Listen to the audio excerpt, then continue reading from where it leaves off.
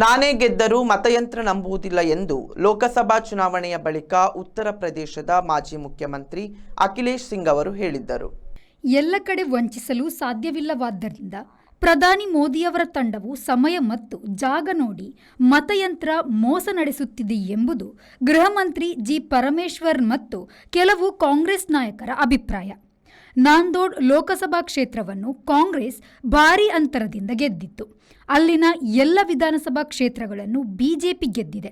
ಮಹಾರಾಷ್ಟ್ರದಲ್ಲಿ ವಿಧಾನಸಭಾ ಚುನಾವಣೆ ಗೆಲ್ಲಲು ಬಿಜೆಪಿಯ ಕಪ್ಪು ಜಾಲತಾಣ ತಂಡ ಯೋಜಿಸಿತ್ತು ಹೊರತು ಉಪಚುನಾವಣೆ ಗೆಲ್ಲಲು ಅಲ್ಲ ಎಂದು ತಿಳಿದು ಬಂದಿದೆ. ದಿಲ್ಲಿಯ ವಿಧಾನಸಭಾ ಚುನಾವಣೆಯಲ್ಲಿ ಎಎಪಿ 95% ಸ್ಥಾನ ಗೆದ್ದಿದ್ದರೂ ಒಂದೇ ಒಂದು ಲೋಕಸಭಾ ಸ್ಥಾನ ಗೆಲ್ಲಲಾಗದ್ದು ಹೇಗೆ? ಇದೇ ಸ್ಥಿತಿ ಹರಿಯಾಣದಲ್ಲೂ ಆಗಿದೆ. ಕೆಲವೆಡೆ ಸಂದೇಹ ಮೂಡಿಸಿದೆ. ಇನ್ನು 6.5 ಗಂಟೆಯಲ್ಲಿ 76 ಲಕ್ಷ ಮತದಾನ ಆಗಿದ್ದು ಹೇಗೆ ಎನ್ನುವ ಪ್ರಶ್ನೆಯನ್ನು ಹಣಕಾಸು ಮಂತ್ರಿ ನಿರ್ಮಲಾರ ಗಂಡ ಪರಕಾಲ ಪ್ರಭಾಕರ್ ಹೇಳಿದ್ದಾರೆ.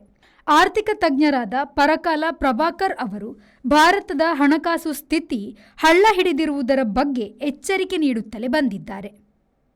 Bureau report, V4 news, Mumbai.